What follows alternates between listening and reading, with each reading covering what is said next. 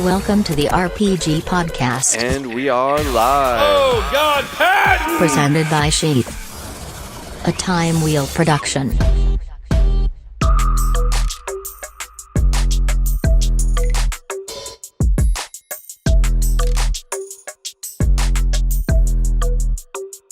What's up, everyone? Welcome to another episode of the Robert Patton Global Podcast. I'm Bobby the Bank, and I'm here with David Redish. We met at a retreat a few months ago, like a men's wellness retreat, where we got to do some growing. And is that what your line of work is primarily these days? You know, it's becoming that partially.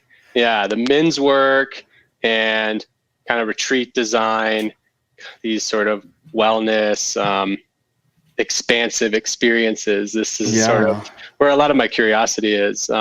Also embarking on a career towards being like a more clinical therapist, so I can support other mental health Nice. situations. But yeah, the men's work has definitely led me to this new path. Yeah. Okay. So you're doing clinical, so you're like getting a degree or whatever so that you can practice in an office also, or apply those principles to like the retreats and things? Yeah. I'm not sure exactly how it will pan out, but it'll be some combination of, retreat, group work, one-on-one kind of office work. Although I'd love to just have people come up to my house in the mountains. I feel like it's more healing than sitting in an office. Oh, for sure. But I want to meet people where they're at, I think, is what's really present for me. Here I am. Fix me. Yeah, great. Are you of the kind of opinion or like mindset that where you would incorporate maybe like psychedelics with the the mental health aspect? Are you kind of thinking in that vein?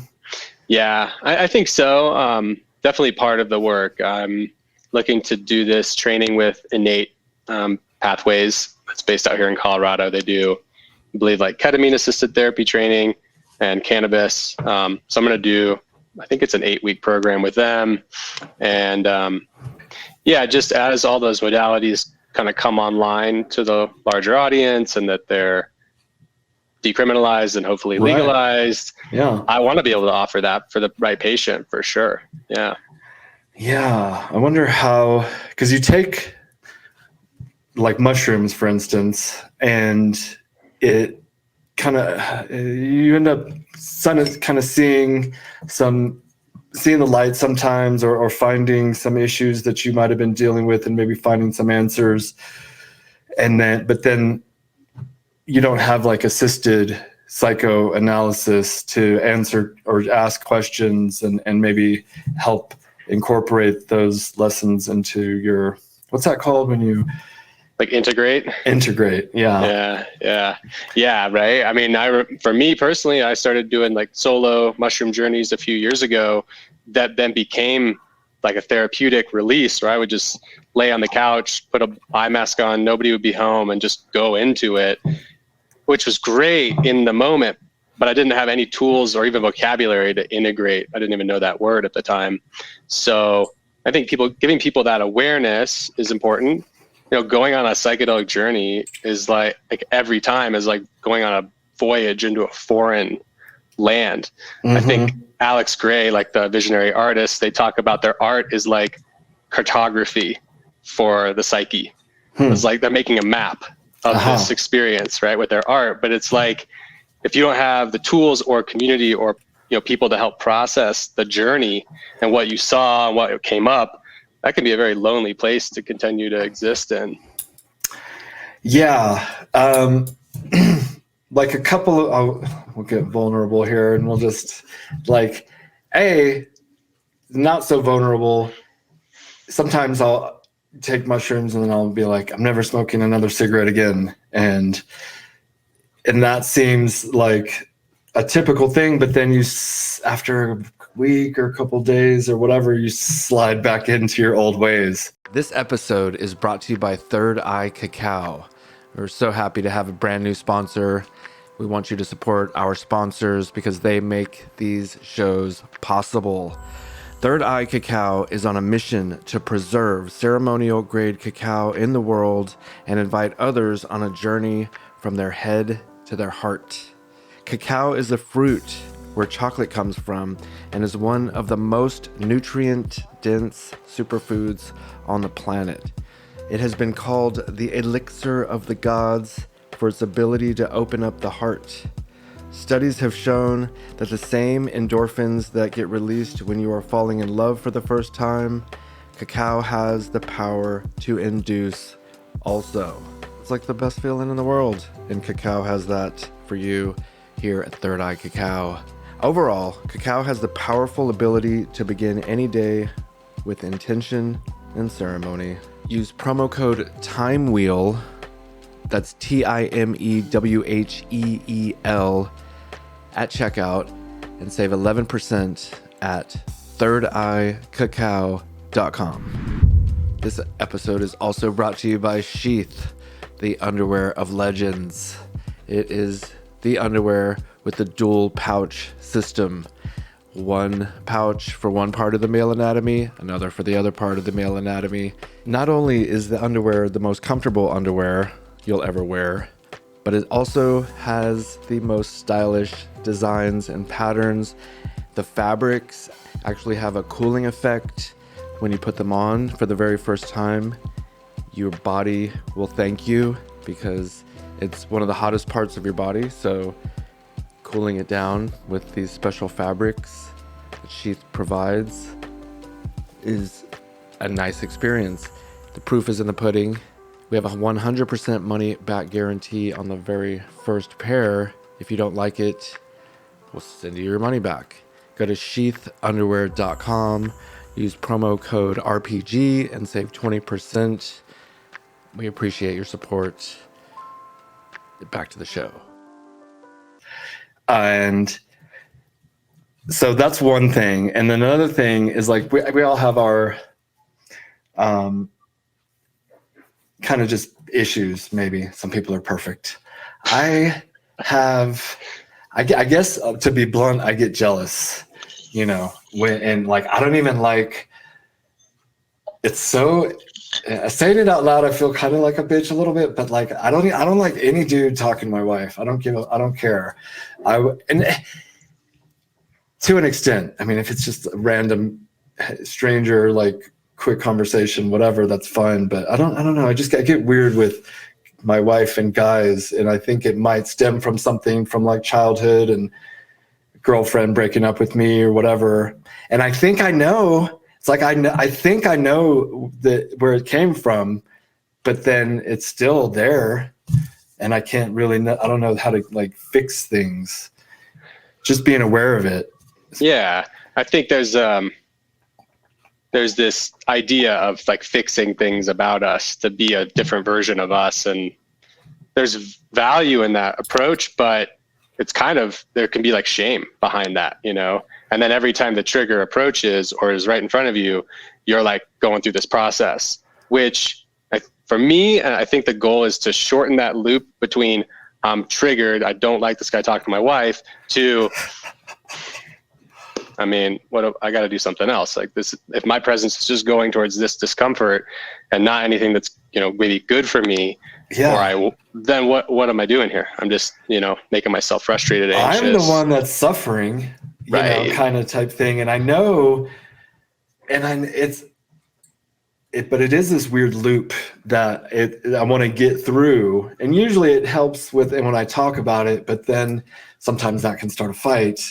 And so it's like I don't want to, I'm not trying to fight, but I want to like say something that way we can just, get through it. And then, but it's like it can be a double-edged sword in that regard. And so, yeah, I can relate. I mean, the dynamic with me and my wife, she's very in the masculine, kind of more by default, and I'm probably more in the feminine by default. Wow, me too. Continue. Which is a rare, of people who write about like relationship dynamics and the masculine feminine balance, it's rarer that it's this way, that the way that we're experiencing. Interesting. Like I think David Data is a big, writer in this space. I think it's like 90% to 10, and we're like in the 10% to be more female or more feminine as men, and then but you want to seek a partner that balances it, because otherwise, every relationship can work, but there are some dynamics that maybe are more fluid or easier. And so with us, especially going through the pregnancy, there's been a lot of triggers come up for both of us. Of course, for her with a whole new introduction of hormones and body changes and so many things.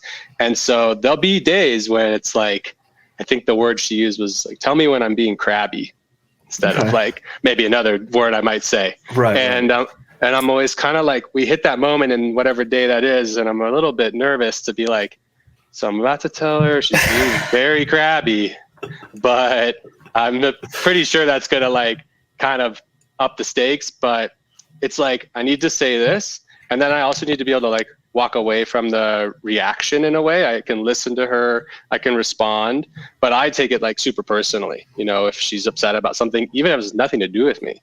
Like if she's cursing some customer service person on the phone, she's been on the phone for 3 hours and it's like still going on. I'm like, I got to get out of the house. I can't.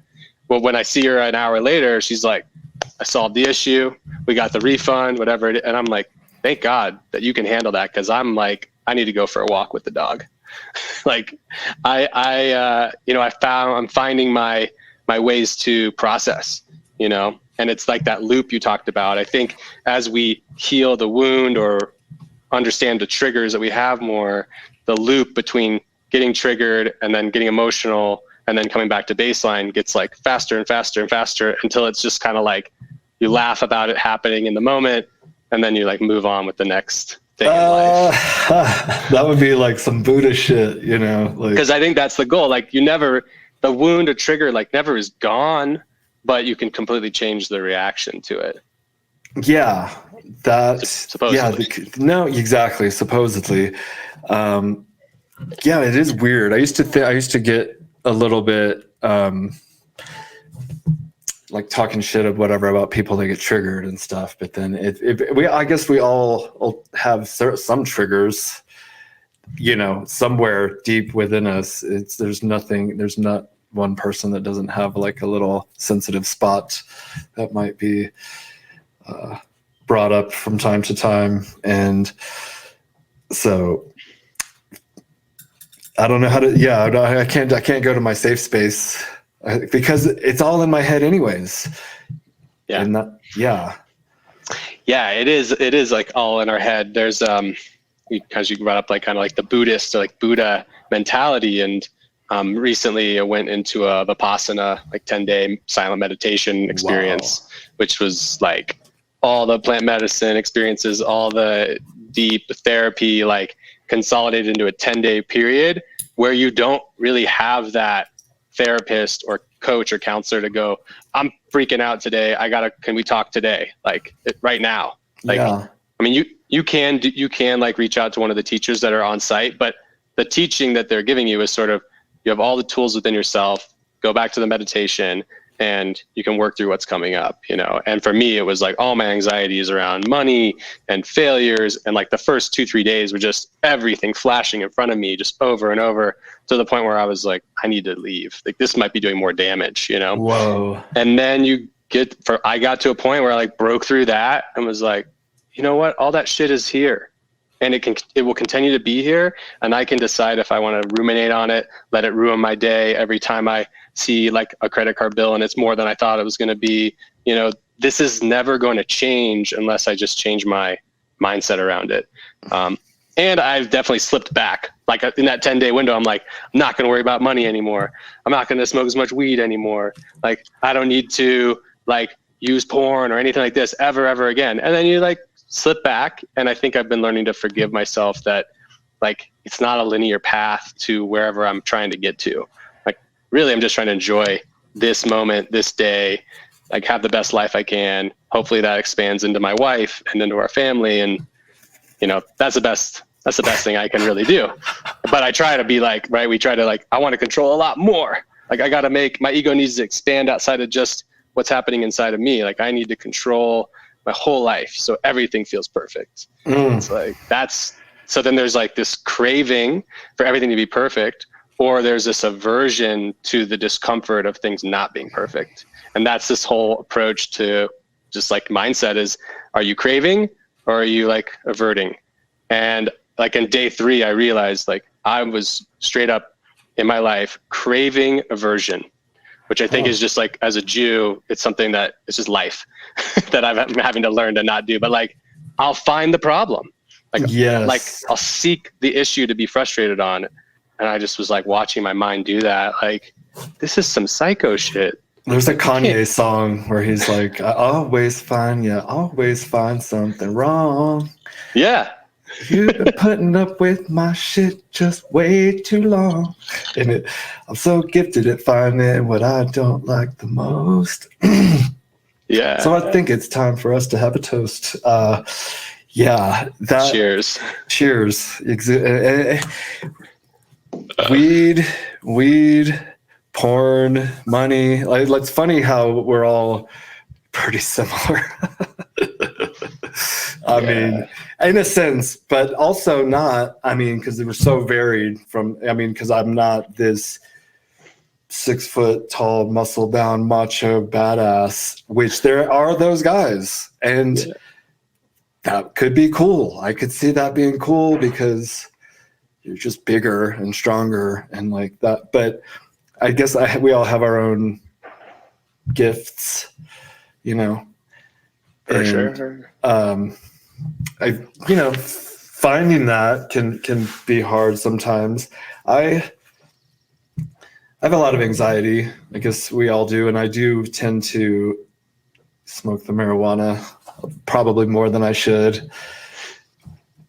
And I was talking on a previous podcast, Louis J. Gomez, like 2 episodes ago. He runs Gas Digital Network, super successful, and he smokes all day. And but he's tried to quit, like we all have. And Sure. And he was just like, you play the cards you're dealt with, homie. You know what I mean? Like this is my bag. I smoke weed. And if I don't smoke weed, I'm yelling at the Starbucks waitress. And it's, so pick your poison. Do you want to? I don't know. Yeah, I think I'm with you on that. I think that every being chooses what's going to help them be in a state of peace, and from my own maybe overuse of cannabis at times, essentially I hit that wall where it's like, this actually isn't solving the anxiety. I have anxiety too that I set out for it to do. And so then it's like, okay, so am I just reach for something else, or how do I reconfigure how I'm working with this plant, this medicine, whatever you want to call it? It's been a helpful tool, and I definitely go back to it frequently, socially, medicinally, if you will. But I'm curious to see how it's going to shift now, being a new father. I know right away with the schedule of a newborn, there just isn't going to be the time and space to be like, sorry, babe, I'm going to go on the deck and smoke a joint. But it will get there. I know from family members out there where they're it's like a cool uncle or somebody was like, you've been high with your dog. You're better dad. You're more fun. You're nicer. You're funnier. You're more empathic. I'm like, yeah, that's cool. I can feel into that being a potential future experience with my daughter. Once everything's solid, I know what I'm doing a little bit better, then I think that would be a beautiful medicine. And someday down the line when it's time to share that with her, I'm more than happy to do that in a way that's bringing whatever awareness I've gained and bad habits and good habits to share. It's that's how we evolve generation to generation, sharing our good and our bad. I have a daughter, and she's 21, and she's never smoked weed unless she's lying, which I don't think she is, because she just whatever. She's almost about to graduate college, on time. She's about to be a senior. She's never even really drank, but she'll sip a beer, whatever. Let me taste that and stuff. But I think part of the reason maybe is because I would talk to her about my own issues with substances, whatever it is, nicotine, I mean, I used to do cocaine back in college, but it's addictive. And like, I have an addicted personality, I guess. And so I kind of quell that with weed. Anyways, so what I told her though was, I feel like before I smoked weed, because I kind of got sucked into it a little bit with my friends, you know, like, and my older brother, but like, I remember my older brother smoked with some super dank, like, I had never smoked, and we're smoking like California, whatever, Kush. Yeah. And we were at a drive-in movie. We were watching like a Stephen King movie. And I just remember I fell asleep. And the next day I couldn't play basketball that well because I was like, it just felt like weird. And then I did it again a couple years later. But then a lot of my friends started doing it. And so I would do it and I would always fall asleep until one day I didn't fall asleep. And I started playing basketball and I was like just in the flow and in the zone and I was really feeling it. And then I smoked every day since then. Pretty much, minus the army and all that. But I tell my daughter, I'm like, look, you're balanced, you're happy, you're like, naturally, all your chemicals are balanced. If you introduce this chemical, especially like, let's just say nicotine. Yeah. It's going to throw you off. And now you have to use that chemical to stay balanced or whatever. I don't know if it's the same way with weed, but it could be. And I kind of warned her about that. Like, I'm like, look, you're happy. Don't fuck with it. Yeah. Good advice. Yeah. Yeah. I'm listening as a soon to be dad. Like that's because we have these neurological pathways. And once we start introducing new compounds that create that sense of flow, stimulation, fun, there is a sense of like becoming dependent on it. Though I don't have enough like really deep research on addiction to really say that, but you brought up two things that I think are really curious, like addictive personality, which I could definitely say I have too. And then this, like, I feel like this thing around like curiosity of like smoking weed when you're young, right? And so like one, I just want to like riff on the addictive personality aspect because like people say that all the time. I've said it. I think I probably have that, but it's like, what really is that? Because that's the same thing that drives us to like have a successful business, be a really good dad, like show up for our family, show up for our community. Like it comes from a very similar space, right? I'm just curious for you, like where, like when you say addictive personality, like what does that mean, and what are the good and bad things? You know, that's fascinating because it could be applied to work, you know, and then that can lead to success. And I think for me, it came from basketball. Like when I was maybe the first time I played or whatever in that competition, that feeling I get when I'm playing. I like that feeling, so I chase that feeling. And I would play basketball every day for 4 hours, give or take, rain or shine. And when I was like from like 13 to 17 or 16 or something, actually a little younger than that. But but what that did was I think it developed a work ethic in me because I was really bad. I kind of sucked like horribly. So I had to practice more and more just to be average. But again, it was more of like, I liked the feeling I got when I played. And so I kept playing, you know? Yeah. Do you have an experience like that or? Yeah, I was like thinking about it, you know, and with sports, there's like experience of it, but I felt like also I hit this wall around like trying to be better and better and better. And I never felt like super competitive in really anything in my life until I started sort of being a filmmaker, you know, and I've been like making films for a long time. And that seemed to like kind of intertwine with my like ego development, like moving towards adulthood, like coming out of being a teenager and being like, oh, I found this new thing.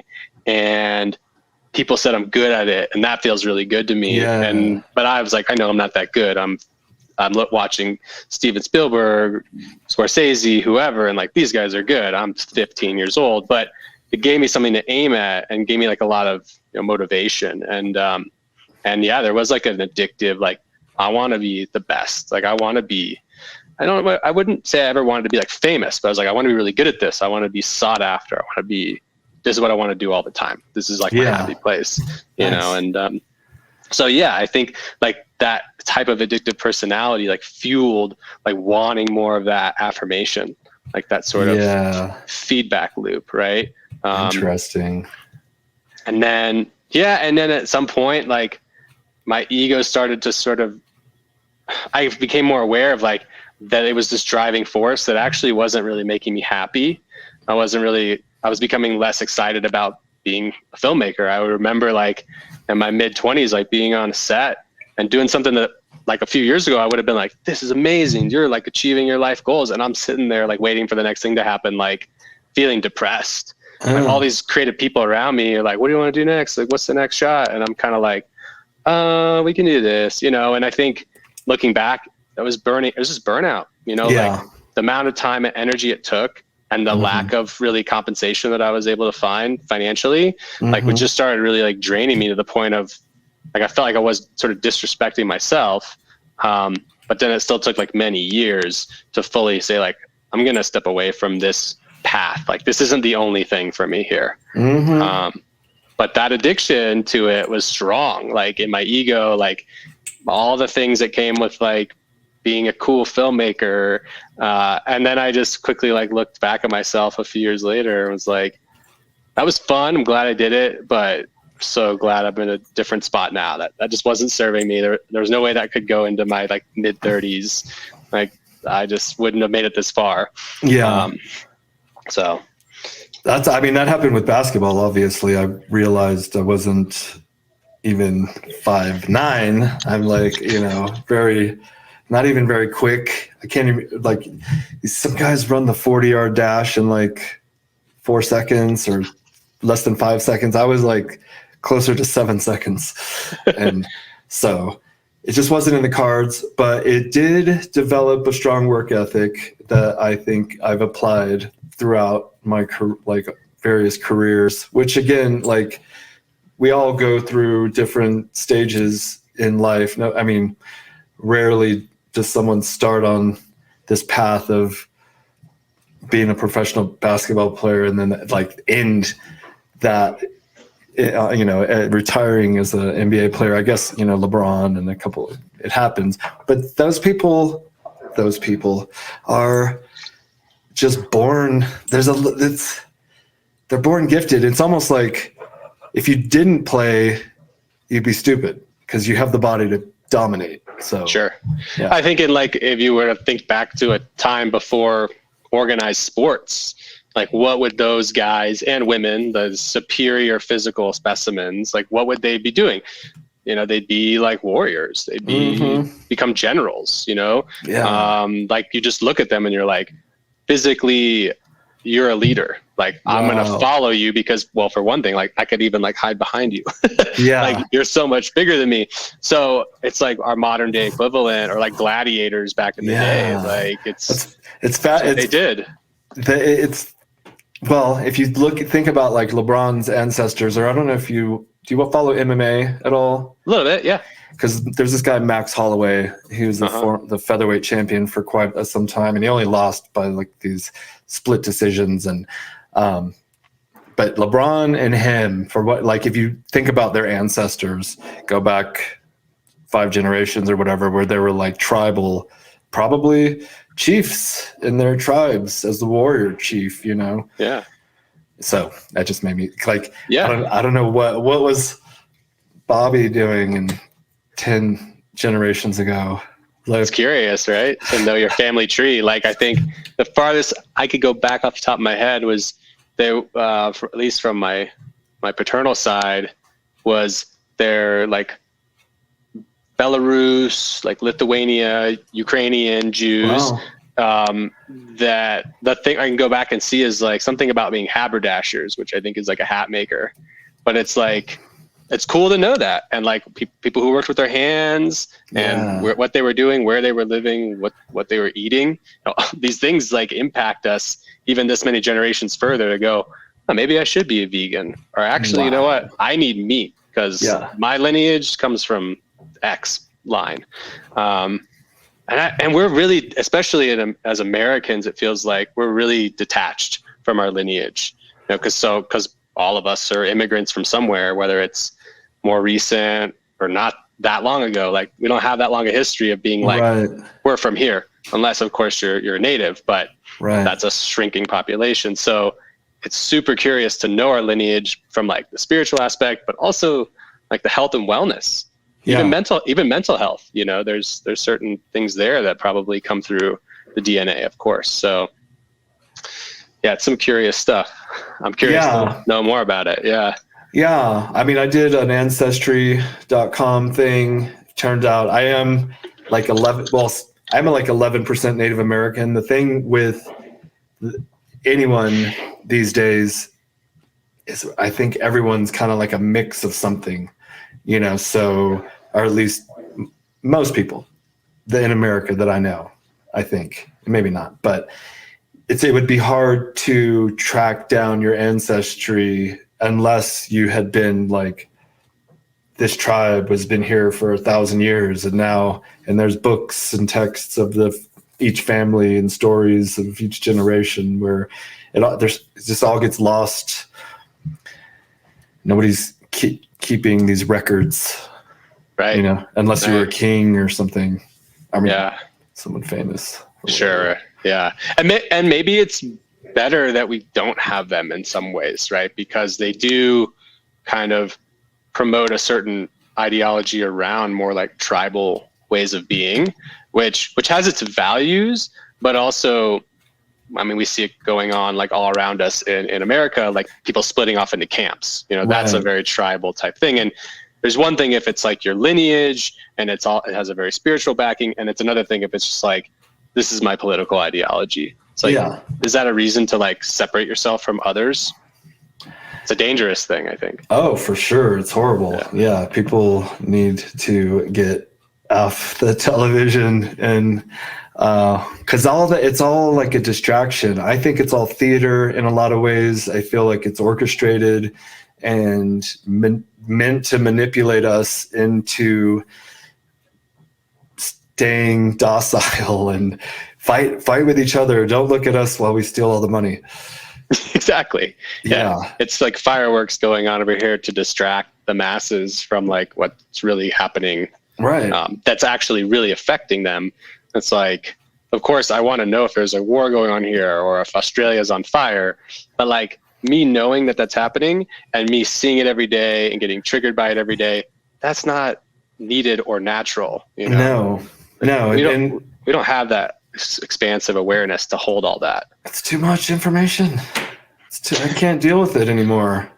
I can barely. What do you do to deal with it or to not deal with it? Very good question. Leading into the next segue. Curious. No, I started in December of last year. I bought like a transcendental meditation course, which sounds weird to say it like that. I went to a teacher who tutored me in the transcendental meditation art, which I had already kind of had a really close understanding of. Through YouTube and like, I don't know, have you heard of transcendental meditation? Yeah, TM, yeah, for sure. Yeah. Jerry Seinfeld does it. This guy David Lynch. Yeah, and a lot of other successful people, the Beatles, and all these people. I didn't want to pay the $1,000. It used to be like $1,500. Now it's actually on a scale, like, and you could actually get it for free or like $200. I paid the maximum, which was $800 because I wanted to give them a fair price, because we're doing like an honesty policy here. I can afford to pay the $800. Paid the $800. The dude who is the main teacher of this region lives in Woodland Park where I live. He lives 5 minutes from me. So I would like email TM. I'm like, hey, I want to take a class. And he's like, hey, I live I could walk to his house. And the dude was 90. his skin looked amazing. He was always like this smile, his demeanor and just energy was all just like zen. Old white dude, but he had learned from, I guess, like the Maharishi Mahesh Yogi. Point is,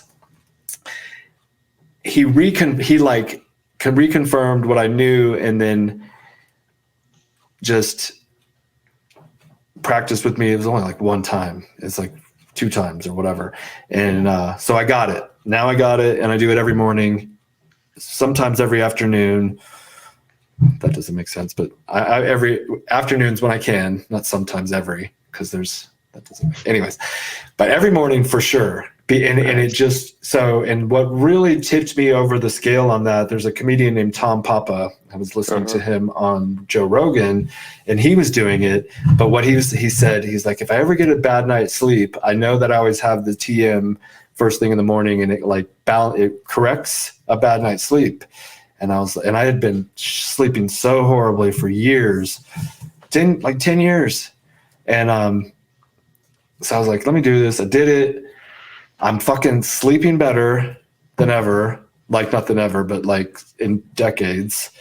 It feels so good when, like, to just sit there in that space where, like, you're pulsating. I feel like I'm like swimming in a sea of warm, universal nectar or whatever. Like, it feels good. So if you're meditating and it doesn't feel good and you're like straining or whatever, just like, you got to try this, because it washes everything away except my super triggery things where it's like, fuck, I still can't shake that.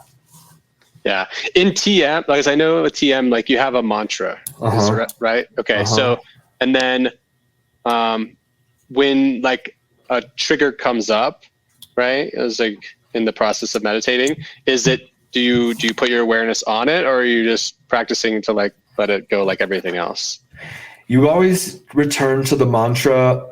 When I'm in a space, I typically, if I do get like triggered or something comes up I guess that would be a trigger that I need to do, I will like stop what I'm doing and just thumb it on my phone, put a note. That way I can move on, because you can slip back into it pretty easy, and it's better for me to write it down so that I don't have to ruminate on it during the meditation. Because what I'm going for is like a zero space, just nothingness, because that's when you're not utilizing your mind energy to just think of stuff, but you're going to think of stuff. It just happens.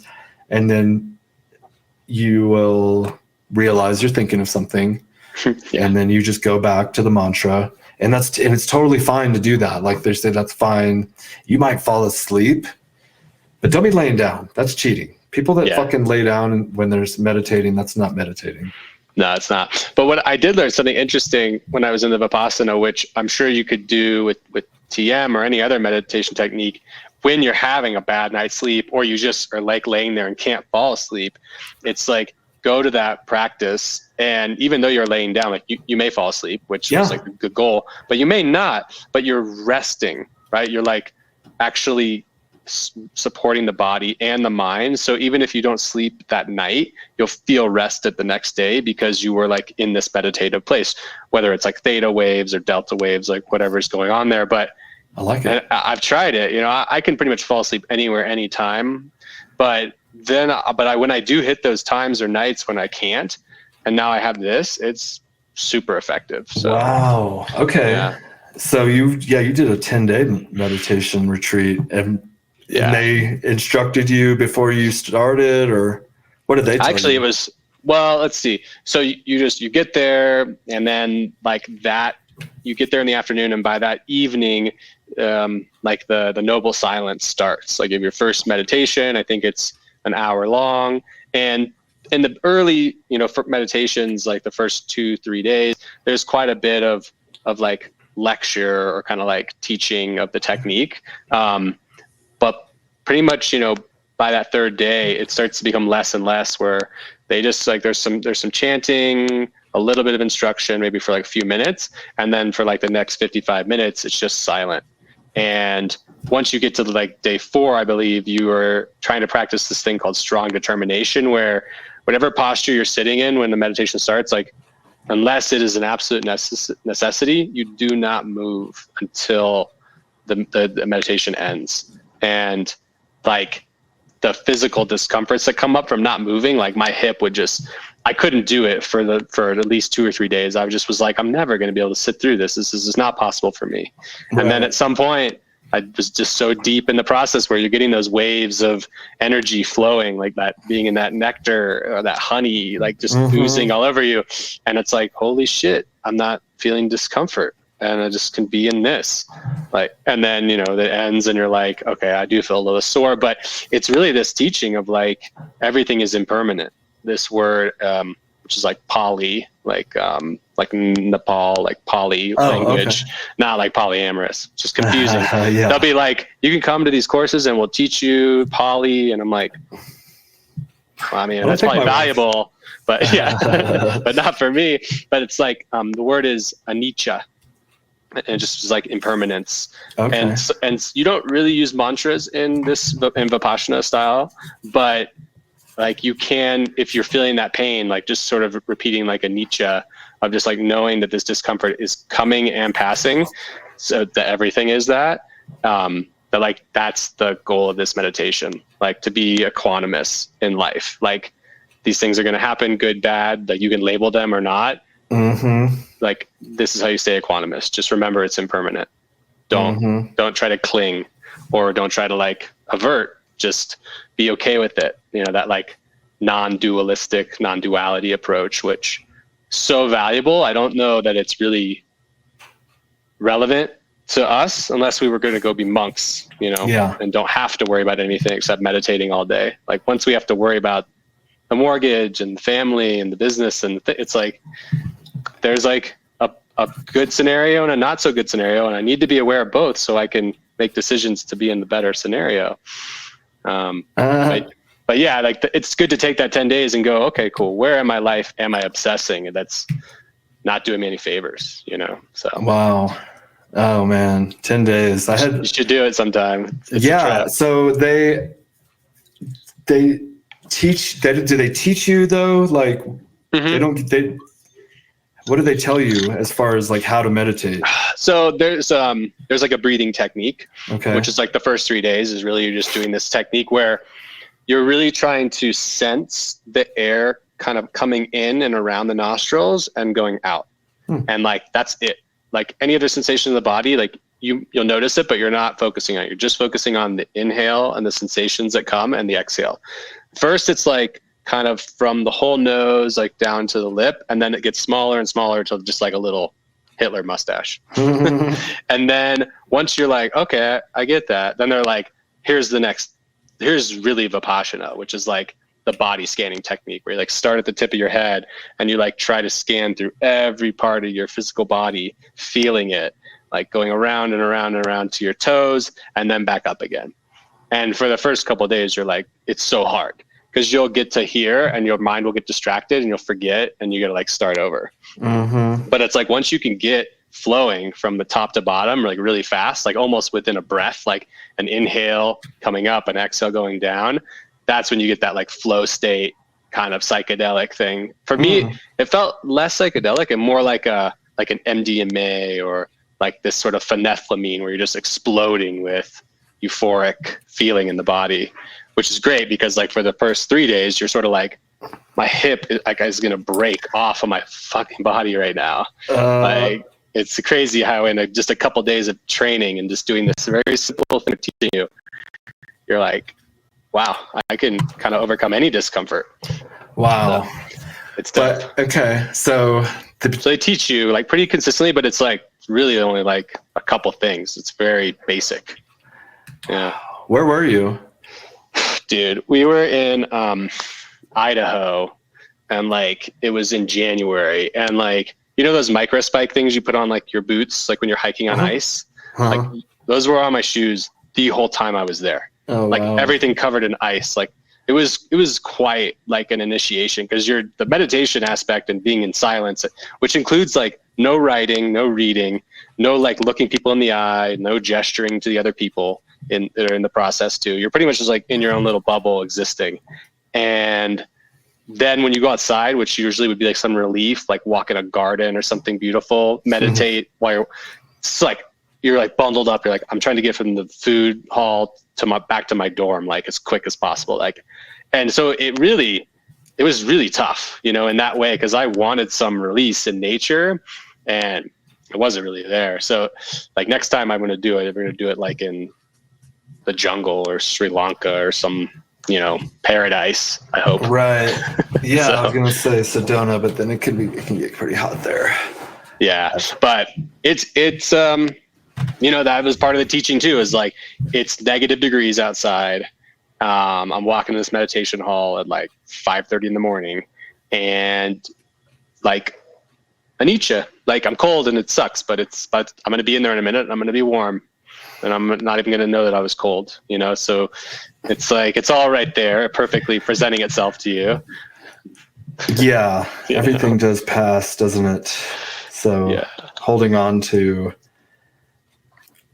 any kind of discomfort or anger. Yeah. One thing that's been interesting, I'm curious for you too, with the practicing TM, is when I have this meditation practice, when I'm in like a deep, like psychedelic type state, and like it might get overwhelming or triggers and things start coming up, and like I can just go back into this like body scanning technique, and it's amazing how much that's like opened up the whole like psychedelic experience for me. I feel like everybody should get like a good baseline of meditation before like diving into some of these other deeper psychedelic experiences. I typically do just like golden teachers or mushrooms. I've done DMT and other things, but like my go-to is mushrooms. And a lot of people want to go to a party and go outside, and that's cool. Like going out, not both of them can be okay, you know, whatever. If you like microdose to a party or something, I think that's okay. Like full dosing at a party, that's insane to me. I think it's weird. Yeah. Outside, cool, nature, do your thing. But what you said earlier about putting the sleep mask on and laying down really resonated, because the past few times I've done it, I've gone and I have a meditation closet. It's just blacked out, and I have a chair there, and I dosed up and I went in there and I got in my meditation position and just let it do its thing. And there's some things are repetitive for me with mushrooms and it is the transition. It's not exactly the same, but it's very similar. Every time I'm like going from this plane of consciousness to that plane, the transition, I'll close my eyes and visually I see like spaghetti and toilets flushing and snakes and vaginas, are like just morphing sexual, but also kind of like, I guess, bathroom stuff. It's so weird. I don't know why. Huh.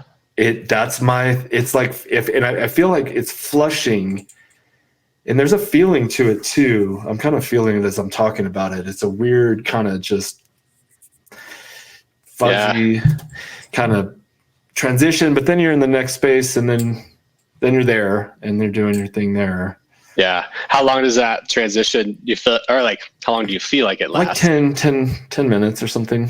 Yeah. 15 minutes. Yeah. That's interesting. Yeah. I think like I get that too with mushrooms, like different imagery, although it's lately and for the past few years, it's been much less visual in that onset, usually, but there is like, for me, this moment of like, there's a barrier. And the last time I remember being very visual was all these faces, kind of like African masks, and they were scary. There's just like millions of them. It's infinite, all facing me, kind of looking at me. And it was kind of like no words, but it was like, are you coming through? Or are you going to stay here feeling scared? Whoa. I was like, all right, I'm going through. And then it was like, okay, well, that's gone. Oh, now I'm here. Wow. And then like the sort of psychedelic effect really exploded. And yeah, it was was beautiful. But also for me with mushrooms, it's like a lot of ingestion, and it's because of that like fungi and like the imagery you're talking about. It feels like it kind of makes you feel a little, for me, it makes you feel kind of gross for that minute, like out of my, like not in my own skin, kind of. LSD specifically will make me feel like clammy, but like, it's not like that. It is like just an awkwardness. It's like that fungi kind of starting to break down in the body, and the body's sort of like, I don't know about this. And so I have a hard time sort of letting go of some of the physical sensation and just like being able to move into the more like spiritual or mystical, like to the point where with mushrooms, I've sort of like really stepped away from them. It just can be so uncomfortable. Like I'll want to purge, like I'm on like an ayahuasca or something, but like, and nothing comes up because like all I had was like a couple grams of a plant that's gone, that's digested, you know, but my body's like, I don't know, we got to do something with this shit that's in us. And then I got to let go of that and be cool with it. And then I can like sit back and really receive the medicine, the message that's there for me. But yeah, like it's kind of an initiation every time, right? Yeah. And I wonder what the message is, like if you've done it 38 times, you know, it's like, I think it can still be new because you've changed, you've grown, and you're getting a new reflection on your life. One of the most memorable ones I took like a pretty heavy dose of, and relatively recently, within the past year, of I hate the penis envy name. It's a weird name of a mushroom, but it is what it is. So I took that, got like this candy bar, ate it. And I just remember like, I was laughing like hysterically and crying, like just red faced. I took up like pictures of myself because it was so just, I was all over the place when it comes to, and I was like laughing about, I don't even remember. I mean, like, at the point, I think we were doing really well as a company, and we're still doing great, but like, it was like peaking, and it was like, we did it, you know, and look, Mom. And, you know, I was kind of crying at the like realization, like I've been working on this for 10 years or whatever. And like, I'm sitting here looking out at the mountaintops over the pine trees on a whatever, like a beautiful spot we've found ourselves, and we're very fortunate. And you don't take it, you take it for granted a lot of times, but sometimes just that realization, like, okay, we're doing it, you know, whatever. It really hit me. So that was pretty cool. And just laughing. I don't remember what I was laughing about, but things can be funny. Maybe I should have wrote it down, but like people do it every weekend, or some, not every weekend. I don't know if that's true, but some people do maybe. And I think maybe that's a little bit, it's like, well, okay, I thought it was medicine, or, you know. Right. And to the point of that, like, but there's some medicines you're supposed to take every day. Touché. Like, but is it really, it's typically, it's not healing the deep issue. It's just treating the symptoms. And so the same could be said for taking mushrooms every weekend. And, you know, I've like, there was definitely a time in sitting with like the deeper teacher plants, mushrooms, ayahuasca, where I kind of was like, I think I'm good. Like, I think I've had enough. And like, I kept getting the same message. Right. But that's like where that integration word came in. And then once somebody was like, actually, I don't know that anyone ever said it, but it became very clear, I'm not integrating the message. That's why I keep getting the same thing. It was frustrating. Like I'm alone. I haven't found my partner because of this, or I haven't made enough money because of this. And it's like, every fucking time, is this really what's going to come up for me? And then it was like, yeah, because it's what keeps coming up in your life. So, and then once I was able to change my perspective on that, it evolved to the next version I was in. Then when I sat with medicine, it was a whole new set of shit that I get to integrate. And so I think it's kind of like one of those things, whether you take notes afterward or whatever, but whatever is present for you when you leave that experience, to start integrating it as quickly and effectively as possible. And once you feel solid on that, or close to, now it's time to like work with a plant medicine again. Like, from my perspective, like that's the way the tool can be used. Or now, like something very, you know, grief inducing has hit you, like you've lost a parent or close friend. It's like, I'm going to go to these teacher plants and see what's there, because I'm really going through it. And I I'm going to surrender to this point. So they're tools, but if we use it every weekend, I mean, it's just an escape. It's just like, I think it's Jamie Wheel's term. It's like bliss junkies, they're just seeking that blissful state. You can do it with meditation too, but it's like, that's not the whole experience of what we're doing here as humans, that's just a small part. Yeah. Trying to grow, trying to evolve, trying to reach Christ consciousness, supreme, ultimate understanding, Buddha consciousness. You said something about taking it during like a grieving period, which I think most people might shy away from. But there was a time a couple of years ago, 4 years, right? I thought I had cancer because I had this spot in my mouth, and they were checking it to see if it was cancer. But that takes like 2 weeks. And so you're sitting there wondering if you have cancer for 2 weeks. And my genius ass decides to take mushrooms during those 2 weeks. Because I don't know. But I saw myself dying, like decrepit, like skinny bones, dead. And I cried for myself. I was like, he was a good guy. But that's epic. Yeah, it was great. Yeah, but then when you got the news that it wasn't cancer and you'd gone through that, like, what was the? I mean, epiphany? Obviously, just relief. Really, I don't really see. I need to keep a journal. I don't. I mean, need to is a strong word, but it would be nice to reflect back, and that's kind of what this is. The pods. They're journals, video journals of. So that, and I you could be like a straight interview, or we're having a conversation, and typically we're having a conversation because I like to participate, but also, and learning from new people, and then so I take what you're saying, and then we have a little dance and share experiences.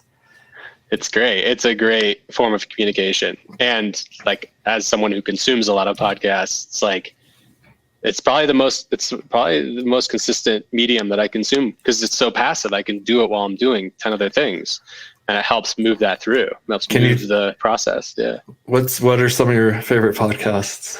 I mean, I've been a Joe Rogan fan for a long time. Yes. Before that, it was like Adam Carolla, when the podcasting kicked off. Yeah. And then occasionally, less consistently than I had before, but it was like the Bulletproof Podcast, which is oh man, his name's escaping me, but the guy who founded Bulletproof. All those products. I know who you're talking about. It's cool. He interviews some really interesting people I'm into. I'm not as into like his conjecture, but it's cool. It's short enough and helpful to hear like some of these great authors and biohacking, experts. Yes.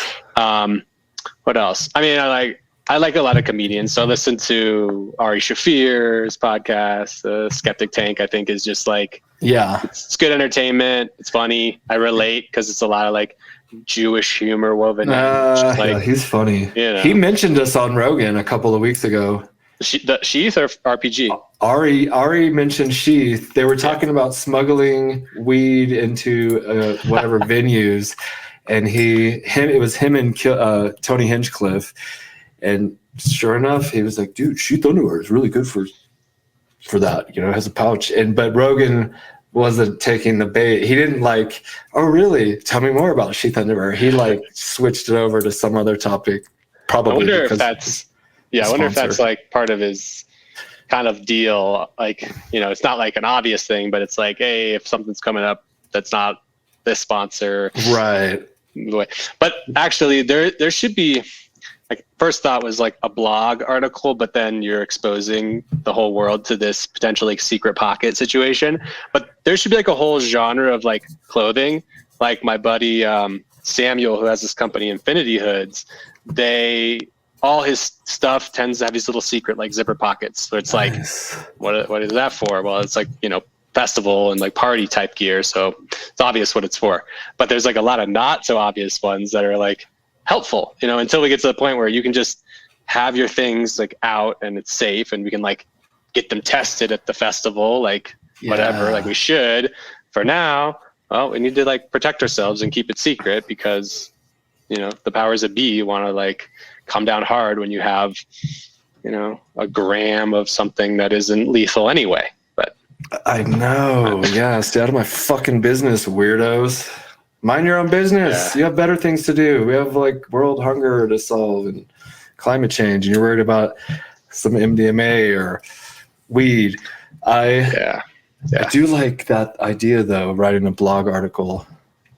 But then it's like we've revealed the secret, but then again, like it's like, what kind of underwear are you wearing? Yeah. Like, come on, they can't be doing that. No.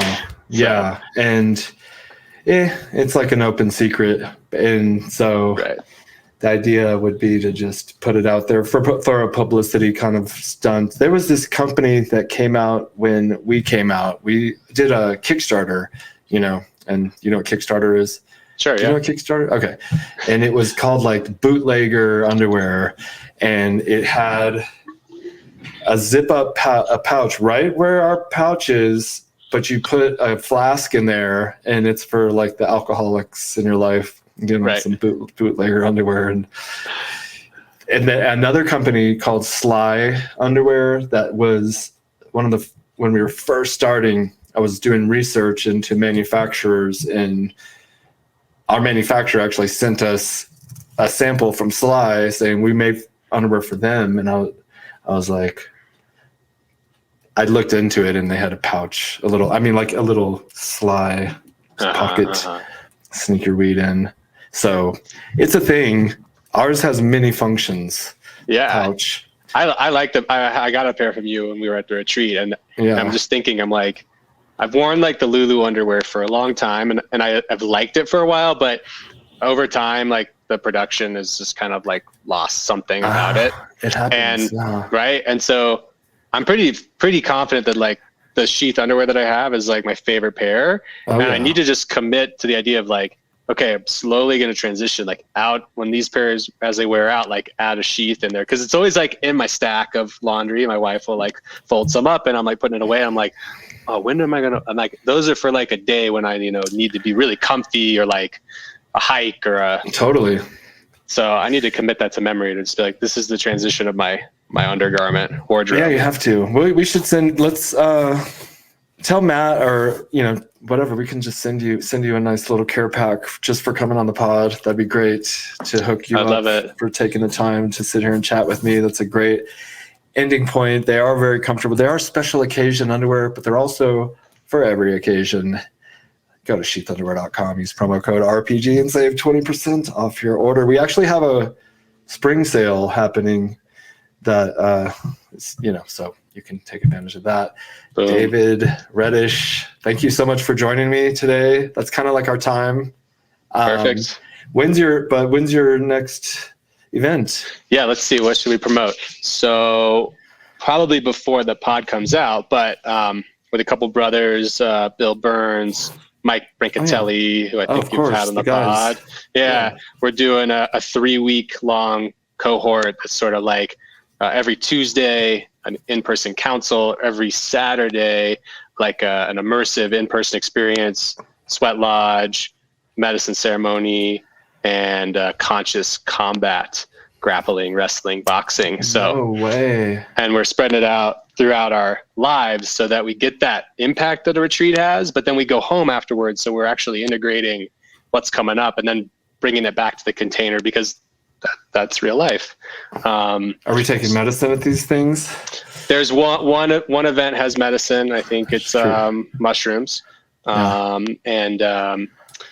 that's going on. There'll be a 12-week version of that in the fall, it looks like. So this is sort of our prototype kickoff. And then in the Denver area? Yeah, this one's in the Denver area. And if you, I think the website's like authenticq.com.